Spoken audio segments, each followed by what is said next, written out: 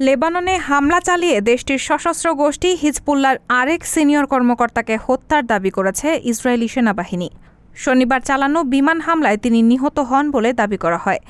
রোববার এক প্রতিবেদনে এই তথ্য জানিয়েছে সংবাদমাধ্যম বিবিসি। ইসরায়েলি প্রতিরক্ষা বাহিনী এক বিবৃতিতে বলেছে, হিজবুল্লাহর প্রতিরোধমূলক নিরাপত্তা পরিষদের প্রধান এবং এর কেন্দ্রীয় কাউন্সিলের গুরুত্বপূর্ণ সদস্য নাবিল কাওক শনিবারের বিমান হামলায় নিহত হয়েছেন।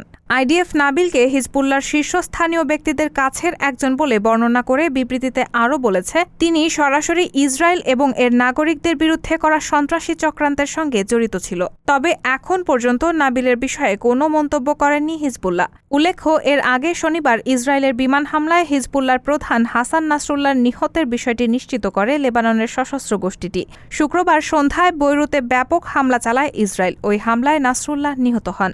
এছাড়াও হিজবুল্লাহর গোয়েন্দা বিভাগের প্রধান হাসান ইয়াসিনকেও হত্যার দাবি করেছে ইসরায়েল। রায়হানা মুন, সবার কথা।